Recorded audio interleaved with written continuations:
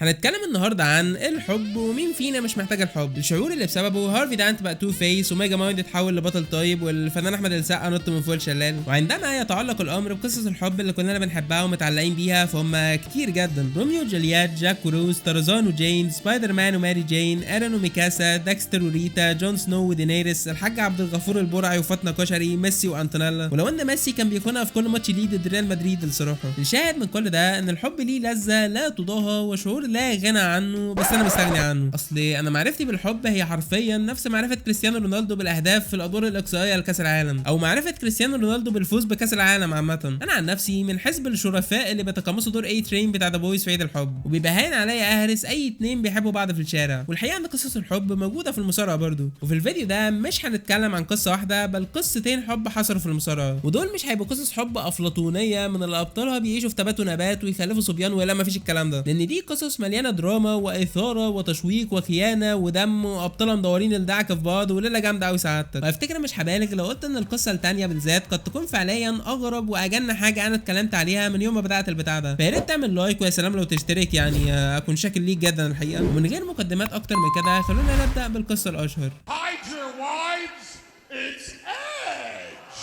قصة ادج وليتا ضد مات هاردي قد تكون فعليا اكتر قصة حقيقية وما فيهاش ريحة التمثيل في تاريخ المصارعة. دي كانت قصة اتنين بيكرهوا بعض كره العامة بجد، مش مجرد سكريبت في سيناريو مصارعة. وعشان نفهم كل حاجة حصلت ازاي لازم نرجع الشريط من اوله، او قبل ما نرجع الشريط من اوله لازم اوضح اننا في بعض الحتت هنضطر نداري على ليتا، لان لو ما عملناش كده فاحنا هنشوف على بعضنا. طب ايه يا حاج ايه يا حاج. مات هاردي بيتعرف على ليتا في احد عروض بير السلم قبل ما يمضوا مع الدبليو دبليو اي، وبعدها بفتره قصيره الاثنين بيبداوا يظهروا في الشركه بشكل منفصل لحد ما ليتا بتنضم للهاردي بويز مع مات وجاف. وفي الوقت ده الدبليو دبليو اي بتنقل علاقه مات هاردي وليتا للعروض وبيبقى اون سكرين كابل مع بعض، وده ساعد مات هاردي خصوصا في مسيرته الفرديه بعيد عن جاف هاردي، وبيقدر يكسب بطوله اوروبا وحزام الكروزر ويت لحد ما ليتا بتدخل في سيناريو قصه حب في منتهى قمه الغرابه مع كين. قولوا لي لو عايزين نعمل جزء تاني مثلا للفيديو ده ونتكلم عليه. الزبده ان جوه القصه دي كين بيشاك سلام مات هاردي من فوق الستيج وبيجيب له اصابه، وده حصل لان مات هاردي فعلا كان مصاب في ركبته في الحقيقه وبيضطر يخضع لعمليه جراحيه. وزي ما اغلبنا عارف عروض المصارعه بتتعمل كل اسبوع في ولايه مختلفه في امريكا، والسفر بين الولايات دي بيستغرق ساعات واحيانا بيسافروا بالطياره اصلا. ويعني لو في حد من اخواتنا في البحرين مثلا بيتفرج على البتاع ده غالبا هيفتكروا ان اللي بقوله ده خيال علمي، بس هو فعلا امريكا مساحتها كبيره شويه. المهم ان بعد اصابه مات ليتا بتحس بالوحده بحكم انها ملهاش صداقات جوه اوضه لبس الدبليو دبليو، وهنا بيدخل بطل قصتنا الثاني الريتد اور سوبر ستار والالتيميت اوبورتونست ادج، واللي بيبدا يتعرف على ليتا بعد اصابه مات، والاثنين بقوا بيسافروا للعروض مع بعض. ليتا عرفت مات هاردي على الموضوع ومات كان موافق عادي، والراجل كان مدي الامان لادج بحكم ان الاثنين صحاب في الحقيقه من ايام ماتشات الهاردي بويز وادج وكريستيان، لدرجه ان مات وليتا حضروا فرح ادج واللي ايوه كان متجوز وقتها، ولكن مع اصابه مات الطويله بينما ادج وليتا بقوا موجودين مع بعض طول الوقت فالموضوع بيتطور بسرعه، ونظره فابتسامه فسلام فكلام فموعد فلقاء فهوب ليتا بتكون مات هاردي مع ادج. مات هاردي الناحيه الثانيه فعلا كان بيحب ليتا ولا انه عادي كان يتجوزها ويكمل بقيه حياته معاها، بل ده قال كمان انه قبل الخيانه كان بالفعل بيدور على خاتم للزواج عشان يتقدم لها. اما ليتا فبتبرر الخيانه بعد كده بتقول انها بعد ما بعدت عن المصارعه بسبب اصابه جات لها في الرقبه اكتشفت انها مش بتتشارك حاجات كتير مع مات هاردي بره المصارعه وانه مش الشخص المناسب ليها. المهم ان ليتا هي كمان بتتصاب بعدها وبتقعد في البيت مع مات هاردي، وهنا اجي بيرتكب الغلطه والخطيئه العظمى اللي ما ينفعش اي راجل بيحترم نفسه يعملها، وهي انه بيسيب تليفونه لمراته تفتش فيه، وفعلا بتلاقي زي رسائل غراميه من تليفون اجي ليتا، فعلى طول بتبلغ مات هاردي، لكن ليتا بتبرر لمات انها وادج صحاب مش اكتر والموضوع بيعدي لحد ما بنوصل ليوم عيد الحب، ومات هاردي بيتقمص دور سوما العاشق وهاتك يا هدايا ودباديب والحاجات اللي بتتجاب دي. اما ليتا فبتطنشه خالص وما جابتلوش اي حاجه، فبيستناها لحد ما تنام وبيشيك على التليفون بتاعها، وهنا بيلاقي ميست كول من ادج.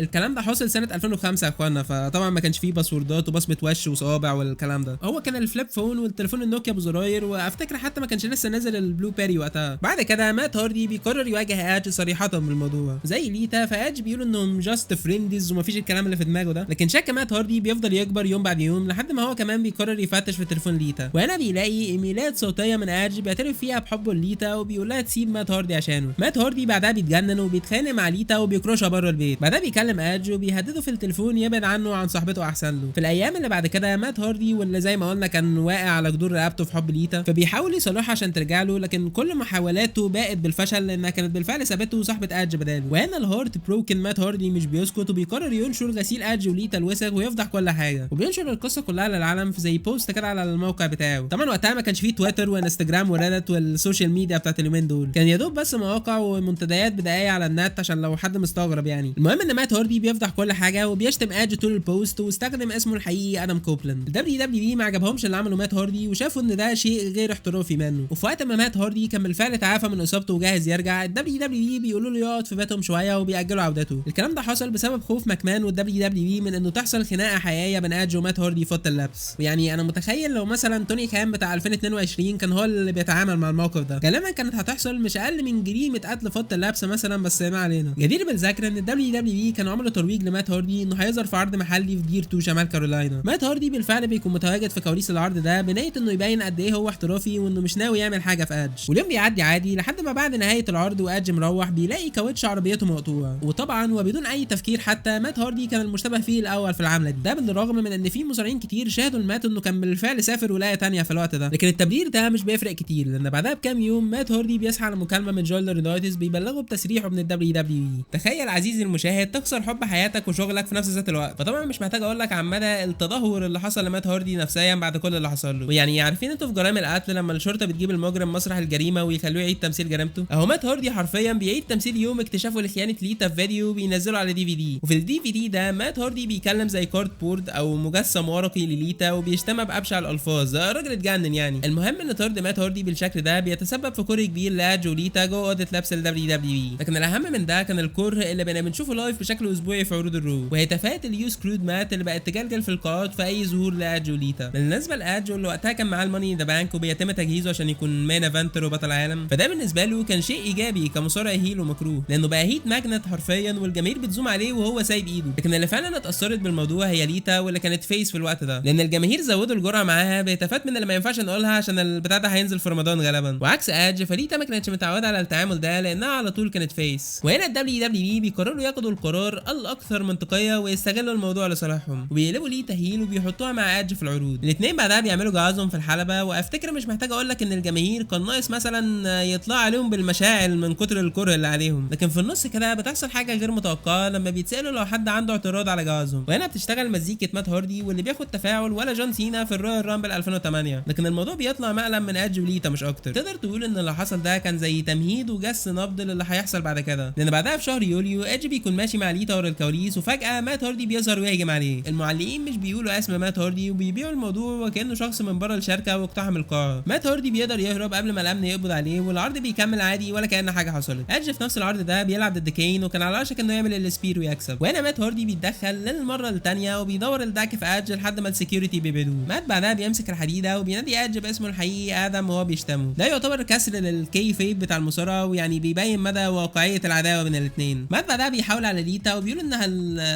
البتاع ده هينزل في رمضان صح؟ بيقول انها واحده قليله الادب جدا ومش محترمه خالص، وفي النص كده بيعمل حتى سيام بانك وبينيم دروب اتحاد رينج اوف اونر او الار او اي، ده واحد من اعظم اتحادات بير السلم في التاريخ، ومات هاردي اشتغل هناك حبه في وقت طرده من الدبليو دبليو اي. وعشان نفهم ازاي قصه حقيقيه بالشكل الغير مسبوق ده تتحول لسيناريو مصارعه لازم نفهم اللي حصل ورا الكواليس. في البدايه طرد مات هاردي بيحوله لضحيه، وطبيعي ان التعاطف والتشجيع كله بيروح للضحيه، ده بيؤدي لزياده هتافات اليو سكرود مات والكره على ادج وليتا. مكمان في وسط الحوسه دي عينيه لمعت وشاف الفلوس اللي ممكن يطلعها لو استغل الموضوع ده، وفعلا بيعرض على مات هاردي يرجع للدبليو دبليو اي عشان يشتغل في عداوه ضد ادج وليتا، ومات بيوافق بدون تردد. اما ادج وليتا فكانوا مترددين في الاول لكنهم بيوافقوا عشان خاطر مات هاردي بسبب احساسهم بالذنب انهم كانوا السبب في طرده من الاول، عشان تبدا رسميا اكتر عداوه حقيقيه وواقعيه في تاريخ المصارعه. بعد عودته بيومين مات هاردي بيظهر في برنامج كانت عاملاه الدبليو دبليو اي على النت اسمه بايت داس. البتاع ده من الاخر تقدر تعتبره حاجه زي توكينج سماك مثلا، يعني برنامج مقابلات مع المصارعين بعد العروض. ليتا بتعمل مقابله لكن في النص مات هاردي بيتصل وبتتذاع مكالمته بشكل مباشر وبيقول لها قولي لي يا خاينه ليه الشيطان وزك وبكتبه كل عقلك والحاجات الجميله اللي قال لنا عليها الفنانه القديره عباسة حموده دي، لحد ما ليتا بتسيب الاستوديو وتمشي زي الفنان سعد الصغير. بتحصل بعدها زي مناظره كده بين مات هاردي وادج وليتا. ابرز حاجه بتحصل هي ان مات هاردي بيقول لادج انا بتمنى انك تموت في حادثه عربيه، اللي هو لاين يعني واقع فشخ بصراحه، خصوصا ان مات هاردي المفروض بيلعب دور الهيتر او الشخص الحاقد في العداوه دي. انا كنت مستني مثلا حاجه صايعه زي I prayed for that and it happened بتاعت درو ماكنتاير، او حاجه زي البرومو الاسطوري بكل معنى الكلمه ده من ايدي كينغستون. I hate you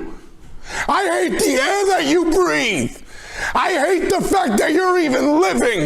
You make me sick. You should not be alive. You should not breathe the same air I breathe. You are scum. You are below me. لكن طريقه الالقاء بتاعت مات هاردي تحس فيها لوزر وسام فايبز قوي، مش الباد اس اللي هو كان عايز يوصلها خالص. المهم ان كل ده بيوصلنا للماتش المرتقب بينهم في عرض سامر سلام 2005. الماتش ده ممكن نلخصه بالميم الشهير بتاع الفار الاخضر اللي في كرتون بيس بوبي. العظماء اللي حضروا نيكلوديون بس هم اللي هيعرفوه، اللي هو بتاع لما بيفتح الباب ويمشي خطوتين وبعدها يلف ويقوم داخل تاني. ده الماتش باختصار. ايدج ومات بيبداوا بدايه متفجره وهتك يا دعك تاكيدا على الكور الكبير اللي بينهم، لحد ما ايدج بيهبط دماغ مات هاردي في الرينج بول او عمود الحلبه، وده بيؤدي لنزيف مات هاردي. وهنا وبكل غرابه الحكم بيقرر يوقف الماتش بعد اقل من 5 دقائق وبيكسب ايدج، اللي هو حاجه في منتهى قمه التخلف العقلي. وفكرتني برضو لما الحكم وقف ماتش الهال نسال بتاع ساس رالينز والفيند، ولو ان دي كانت اعلى عن الصراحه. يعني افتكر ان موضوع ان الماتش يقف اول ما المصارع ينزف ده لو اتطبق في المصارعه كان زمان 3/4 ماتشات جون موكسلي خلصت في اول دقيقتين مثلا. العداوه بتكمل بعدها باسبوع في عرض الرو، والاثنين بيلعبوا ماتشهم الثاني واللي كان ماتش ستريت فايت. الماتش ده كان افضل بكتير طبعا من ماتش سامر سلام، وكانت مدته 20 دقيقه تقريبا. والماتش بينتهي بطريقه صايعه بتمدد في عمر القصه وبتفرش لماتشات مستقبليه بين الاثنين، لما مات هاردي بيعمل سايد افكت على ايدج من فوق الستيج واللي بينفجر بيهم، وده بيؤدي لالغاء الماتش بدون فائز. وبكده نوصل للماتش الثالث في القصه واللي كان ماتش قفص في عرض انفورجيفن. ده كان الماتش الافضل بين الاثنين كاداء على الحلبه، وقطعا الماتش الافضل كنهايه، واللي بنشوف فيها اجمد سبوت في مسيره مات هاردي وفي القصه كلها طبعا، لما مات هاردي بيطلع فوق قمه القفص عشان ينزل على دماغ ايدج بلاك دروب. صدق او لا تصدق عزيزي المشاهد، لكن مات هاردي اتضرر من الحركه دي اضعاف مضاعفه اكتر من ايدج. وفي المقابلات اللي عملها بعد كده مات هاردي بيعترف انه ما قدرش يمشي بشكل طبيعي لمده 4 اسابيع بعد الحركه دي. بالمناسبه ركب مات هاردي اتطبخت فعلا بسبب حركه اللاج دروب من فوق الحبل دي، واللي هيبطلها نهائيا بعد كده. مات هاردي بيفوز في انفورجيفن، وبكده الاثنين بقوا متعادلين وكل واحد عنده فوز على حساب الثاني، وبيتحدد بينهم الماتش الفيصل واللي هيكون ماتش سلالم على شنطه الماني ان ذا بانك بتاعت ايدج، والخسران هيتنقل من الرول سماك داون. ليتا بتساعد ايدج يفوز بالماتش والعداوه اللي بتنتهي لحد هنا. وخلينا نقول بكل اختصار ان المستفيد الاول والاوحد من الليله دي كلها كان ايدج فقط لا غير، الراجل اللي من بعد العداوه دي بيصعد بسرعه الفيراري للمين ايفنت سين وبينجح في صرف الماني ان ذا بانك وبيبقى بطل العالم. كمان القصه دي هي فعليا الاوريجنز اللي بدا منها لقب الريتد ار سوبر ستور بتاع ايدج. اصل حضرتك مفيش حاجه ريتد ار اكتر من اللي ايدج وليتا كانوا بيعملوه في العروض صدقني. بالنسبه لمات هاردي فنهايه القصه بتبينه على انه سامبو مهووس بليتا مش اكتر، والزخم الجماهيري اللي كان على عودته في بدايه القصه بيهدى تماما بعد نهايتها. مات هاردي بيقضي 5 سنين كمان في الدبليو دبليو اي كمات كاردر قد الدنيا لحد ما بيسيب الشركه في 2010، واللي مقارنه بليتا يعتبر طول قوي لان ليتا سابت الدبليو دبليو اي بعد القصه بسنه واحده بس. بالنسبه للحياه الواقعيه فايدج ومات هاردي نسوا الموضوع واتصالحوا ورجعوا صحاب تاني عادي جدا. ويعني صدقني انا اعرف مصارعين بشنبات ما يقدروش يتصالحوا وضربوا بعض بالصرم بسبب مشكله اتفه من دي بكتير. اما بالنسبه لحياتهم العاطفيه فايدج بيتجوز باث فينيكس، وما شاء الله ايدج من ساعه ما رجع في 2020 وهو بيجيبها تتضرب في كل عداواته تقريبا، ومخلف منها بنتين اسمهم ليريك وروبي. ولو مستغرب فانا عارف اسامي بناته لانه جاب سيرتهم في اول برومو ليه في اي دبليو لما قال ان هم اللي اقنعوه يمضي مع الشركه. يا ما نفسي مصارع تاني المفروض انه لسه معتزل ولاده يقنعوه زي ليريك وروبي بنات ايدج كده. بالنسبه لمات هاردي فهو اتجوز هو كمان، واللهم صل على النبي، مخلف 4 عيال. اما ليتا فيعني في معلومه صادمه انا كنت مخبيها عليك من الاول، وهي ان ايدج وليتا اصلا انفصلوا عن بعض في الواقع في نص القصه بتاعتهم مع مات هاردي، وبيكملوا يظهروا مع بعض في العروض كتمثيل كده مش اكتر. انت مستوعب حضرتك؟ كمان ليتا هي الوحيده اللي لا اتجوزت ولا خلفت فيهم. شوف ادي اخره الجمال يا اولاد. وبكده تكون انتهت قصتنا الاولى، فخلونا ندخل على القصه الثانيه الاغرب. And the Department of Motor Vehicles to pronounce them husband. عايزك تتخيل معايا السيناريو اللي جاي ده. تخيل تتجوز حب حياتك وتخلفوا ولاد وبنات والحياه لوز العنب، لكن البدايات اللي كلها حكايات مش بتطول وبتحصل مشاكل بتؤدي للانفصال، وبعد الطلاق على طول تكتشف ان مراتك AKA طليقتك هتتجوز زميلك اللي معاك في الشغل. ومش بس كده، دول كمان بيجيبوك الفرح بتاعهم تشهد على جوازهم وبتاكلهم الجاتوه في بقهم. ولو انت فاكر ان ده سيناريو تخيلي عبثي لا يمت للواقع بصله، احب اقول لك ان ده حرفيا ملخص القصه اللي حصلت بين كيرت انجل وجيف جاريت في الTNA. بالنسبه لحياه كيرت انجل العاطفيه فهو كان متجوز من مراته كارين انجل من سنه 92، يعني قبل ما يظهر في الWWE، وبعد سنين جوه الشركه بجدول مرهق وده غير ادمانه على المسكنات كيرت انجل بيقرر يسيب الWWE. وفي 2006 كيرت انجل بيمضي مع الTNA، وهناك بتبدا تظهر معاه مراته كارين، وحرفيا الاثنين بيحولوا حياتهم الشخصيه لمحتوى جوه عروض الTNA. وكيرت انجل كان بيلعب دور الزوج الابيوسيف اللي بيتخانق ويزعق ويهزق في مراته. اللذيذ هنا ان ده بالظبط اللي كان حاصل في حياتهم الواقعيه، لان الاثنين كان بينهم مشاكل فعلا بسبب ادمان كيرت انجل. السيناريوهات بتكمل في الTNA لما كارين بتاخد صف ساموا جو في وقت عداوه اوت مع كيرت انجل، لكنها بتقلب عليه في الاخر وبتكسب جوزها الماتش. بعدها بيتعمل سيناريو قصه حب بين اي جي ستايلز وكارن، وطبعا كيرت انجل مش روسف مثلا عشان يتعمل فيه الكلام ده، وهنا بتبدا عداوه بين ستايلز وكيرت بتؤدي الماتش بينهم في عرض سلامافيرسري، والمره دي كارن بتغدر بكيرت انجل وبتساعد اي جي ستايلز يكسب الماتش. وهنا بيدخل على الخط بطل قصتنا الثاني جيف جاريت. لو انت ما تعرفش مين ده، فهو كان مصارع موجود زمان في الدبليو دبليو اف، وكان بطل العالم في اواخر الدبليو سي دبليو. لكن المعلومه الاهم هي انه الفاوندر والمؤسس بتاع اتحاد التي ان اي اللي بتدور فيه احداث قصتنا. اللي حصل هو ان مرات جيف جاريت بيجي لها سرطان في 2006 نفس سنه توقيع كيرت انجل مع التي ان اي. الظرف العائلي ده بيخلي جيف جاريت يجيب عن التي ان اي لمده سنتين، ومراته بتموت للاسف في الوقت ده، وبيرجع في 2008 عشان يبدا عداوه ضد كيرت انجل. اللي حصل هو ان في الوقت ده كيرت انجل وستانج ومصارعين كبار تانيين كانوا متضايقين من المصارعين الشباب زي اي جي ستايلز وسامو جو، كانوا شايفينهم شويه عيال عضمهم طري ومش بيحترموا المصارعين الفترنز الاقدم منهم. واللي قلت ده هو فعليا الاوريجنز والتمهيد لبدايه عصابه المين ايفنت مافيا في التي ان اي. المهم ان جيف جاريت بيرجع عشان يقف في صف الشباب ضد كيرت انجل والمصارعين الفترنز. بيقول لكيرت انجل انه جابه في 2006 عشان يقود التي ان اي من بعده، لكن ده كان اغبى قرار في مسيرته، وده لان كيرت انجل اتغر وبقى شايف نفسه اكبر من التي ان اي واهم مصارع في تاريخهم. وبالمناسبه نو لايز ديتكتد. كيرت بيتحدى جيف جاريت في ماتش في عرض باوند فور جلوري، ولما جيف جاريت بيرفض بحجه انه بقى اداري مش مصارع، كيرت انجل بيشخصنها وبيجيب سيره بنات جاريت الثلاثه، وطبعا جيف جاريت بيوافق، وكمان بيدخل معاهم على الخط ميك فولي كالانفورسر بتاع الماتش. ده حصل بسبب ان جيف جاريت قال ان ميك فولي هو اهم توقيع في تاريخ التي ان اي وزي الاندرتيكر، فكيرت انجل مش عاجبه الكلام ده. وفي الماتش نفسه ميك فولي بيقلب على كيرت انجل، وده بيتيح لجيف جاريت انه يرزعه بالجيتار على نافوخه ويكسب الماتش. العداوه بتكمل وكيرت انجل بيشخصنها بزياده مع جاريت لما بيقول انه هيتم بنات جيف جاريت الثلاثه وبعد كده هيتبناهم ويبقى ابوهم. لا استنى، انا شفت الجامج ده فين قبل كده؟ But take solace in the fact that your little girls, Lyric and Ruby, will be well taken care of. Hey Beth, I know you're out there listening.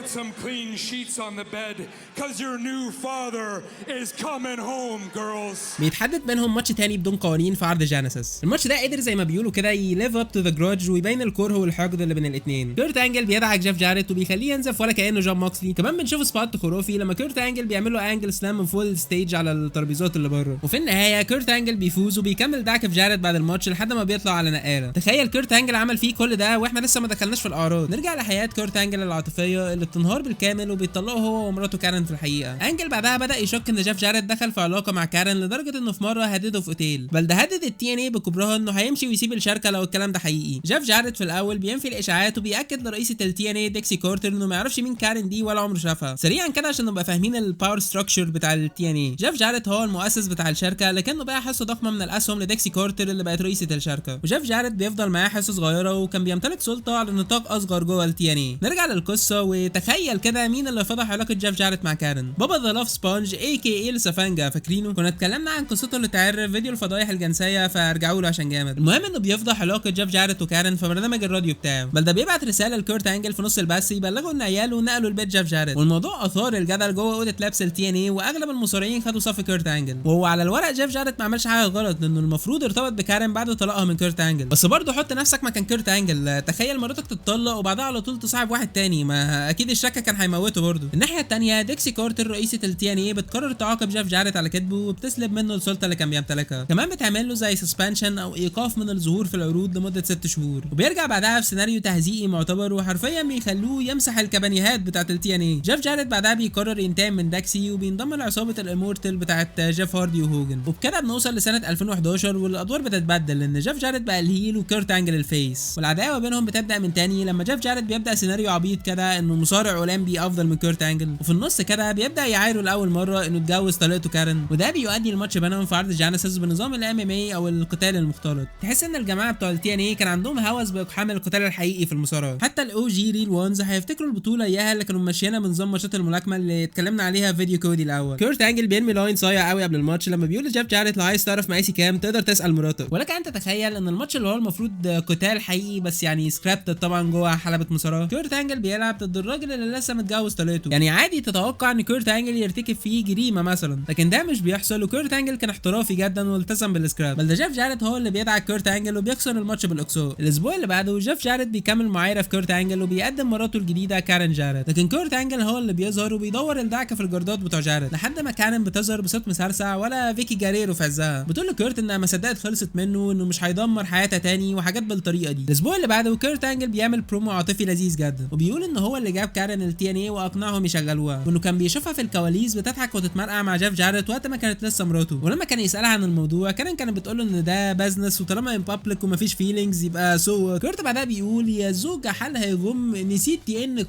ده مش ندم يا جميل، دول دمعتين لا استنى دي ليركس اغنيه الزوجه الخاينه بتاعت عباسة حموده مش برومو كيرت انجل. المهم ان ده سيجواي لذيذ جدا لان كارن فعلا امه مخلفه عيلين من كيرت انجل، وزي ما قلنا فعيال جيف جاريت نالوا البيت كيرت انجل مع امهم. وانا بيتحدد ماتش بين كيرت انجل وجيف جاريت في عرض اجانس اول اودز بستيكس ومحك من اغرب ما يمكن، لان لو كيرت انجل كسب فهو هياخد حضانه عياله من كارن، اما لو خسر فعارف انت التقليد بتاع ان ابو العروسه بيمشيها في الفرح لحد ما يوصلها لايد جوزها، او كيرت انجل لو خسر هيحضر فرح وحفل زواج جيف جاريت من كارن وهو اللي هيمشي بكارن ويوصلها لجاريت. وفي الماتش نفسه جيف جاريت بالفعل بيخطف الفوز وبيكسب كيرت انجل بتثبيت سريع. واللي بيحصل بعدها هو ما قد يكون اغرب حاجه انا شفتها من يوم ما وعيت على مصارعه. كيرت انجل بيوصل الاكس بتاعته لعريسها الجديد اللي هو عدو اللدود في نفس الوقت، وبيحتفل معاهم وبياكلهم كيكه الفرح كمان. الصراحه مش ده اللي حصل بالظبط، لانه دخل وش كارن في كيكه الفرح فعليا، لكنه بيرجع يكمل الموضوع وفعلا بيمشي بيها لحد ما يوصلها لجيف جاريت، واللي بيكمل طقوس التهزيء وبيقول لكارن انها اخيرا بقت متجوزه من راجل حقيقي مش واحد لا مؤاخذه. بعدها الاتنين بيبوسوا بعض قدام كيرت انجل اللي بيعمل رياكشن ممزاوي مهدور حقه الصراحه. تقريبا اي فريم لكيرت انجل في السيجمنت ده ينفع يتعمل ميم اصلا يعني. وانا حقيقي عجزت افهم هما ازاي اقنعوا كيرت انجل يعمل حاجه زي كده، بل هما ازاي اقنعوه يعمل العداوه والبروجرام ده بكبره اصلا. الاتنين بيلعبوا ضد بعض للمره اللي مش عارف كام في ماتش قفص في عرض لوك داون، وبجانب انه ماتش قفص فهو كان ماتش ماشي بنظام ال 2 اوت اوف 3 فولز، يعني اللي يجيب عدتين من اصل 3. كيرت انجل بيخدع جاريت في العده الاولى، وجاريت بيخطف التثبيت على انجل في العده الثانيه، والعده الثالثه بتتحسب باللي يطلع من القفص الاول. والله وانا كمان تهت مش انت بس. شاف جاريت كان قاب قوسين او ادنى من انه يموت كيرت انجل بباتش الباور بامب العجيب ده، والحقيقه ان ده بيزعل كيرت انجل جدا عشان بعدها على طول هو شخصيا اللي بيحاول يموت نفسه بمون سولت من فوق قمه القفص، وتقريبا نزل على ما فيش، بس برضه شاف جاريت بيبيع الحركه. كيرت انجل بعدها كان على وشك انه يطلع بره القفص، بس كانت بتتدخل وبترش سبراي على وشه. بعدها بتدي الجيتار لجوزها الجديد واللي بيكسره على دماغ كيرت انجل. لما انجل بيرجع يمسك الانكل لوك تاني كانت بتقفل القفص على وشه وبتكسب جيف جاريت. وهنا كيرت انجل زهق من كارن، واللي بالمناسبه لعبت دور المره المومس باقتدار الحقيقه، اللي هو ده وانا يا دوب بس بتفرج عشان احضر الفيديو كنت ببقى عايز امد ايدي جوه الشاشه وامسك في زماره رقبتها، فما بالك بكيرت انجل. لكن انجل مش بيسكت وبيجيب واحده عشان تكون معاه ضد كارن وجاريت، وهي تشاينا. ولو ما تعرفش مين تشاينا فدي من الاخر هي ريا ريبلي بتاعت الاتيتيود ايرا. تشاينا وكيرت بيلعبوا ضد كارن وجاريت في عرض ساكريفايس، وطبعا فريق انجل بيكسب. بتحصل بعدها حاجه اوت اوف نو وير ولا الار كي او بتاعت راندي اورتن، وهو ان فجاه كارن بتقع من فوق السلم وبتاخدها الاسعاف، وبكده كارن دي اخيرا دورها انتهى في القصه، احمدك يا رب. وبيتحدد بينهم ماتش اخير في عرض سلامافيرسري. الماتش ده هيكون على الميداليه الذهب بتاعت كيرت انجل، وكمان الكسبان هيبقى المصنف الاول على بطوله العالم. وفي الماتش نفسه كيرت انجل اخيرا بيقدر يخدع جيف جاريت عشان يفوز بالماتش وينهي العداوه، او هو مش بينهي العداوه بالظبط لان لسه بيحصل ماتش اخير بينهم، والماتش ده بيحصل بالطريقه الوحيده اللي ممكن تنهي عداوه زي دي، قتال شوارع بين جاريت وانجل والخسران يسيب التاني. كيرت انجل بيدعك جيف جاريت وبيطلع عليه القديم والجديد وبيخنقه بالتيشيرت بتاعه عشان يفوز وفعلا تنتهي العداوه المره دي. وطبعا مش محتاج اقول لك ان انجل وجاريت كانوا بالفعل حلوا مشاكلهم قبل ما تبدا العداوه. ما هو بص يا ابني مفيش حاجه اسمها اتنين بيكرهوا بعض عمى وفي نفس الوقت يشتغلوا مع بعض في سيناريو مصارعه، خدها قاعده كده. حياه كيرت انجل العاطفيه بتنتعش من تاني، وبيتجوز واحده اسمها جيوفانا وبيخلف منها 3 عيال غير ولاده الاثنين من كارن. الناحيه الثانيه فجوازه جيف جاريت وكارن مستمره لحد النهارده، لدرجه ان جيف جاريت جابها عندنا اي دبليو لما مضى مع الشركه. وطبعا ام جي اف مش بيفوت فرصه انه يجلد جاريت بالموضوع ده على المايك في البرومو بتاعهم. Can you make sure that sexy MILF of a wife of yours sticks around? I happen to be a big fan of Karen, but you know what, dude? I'm not a monster. I'm salt of the earth. When I'm through with her, I'll ship her over to Tennessee for you. That way, you can be the first man in history to know what a generational talent and an Olympic gold medalist's balls taste like. وبكده نكون وصلنا لنهايه الفيديو، وعندي سؤال مهم محتاجك تجاوبني عليه. هل نعمل جزء تاني من البتاع ده ولا الفكره دي اصلا وحشه وبلاش منها تاني؟ مهتم قوي اعرف ارائكم عن الفيديو ده بالذات. لو انت وصلت لحد هنا فانا مش عارف اقول لك ايه، ولو انت فعلا وصلت لحد هنا ولسه ما عملتش لايك سبسكرايب والحاجات اللذيذه بتاعت اليوتيوب اللي انا ما بعرفش اقولها، فانا حقيقي مش عارف اقول لك ايه، وبس كده.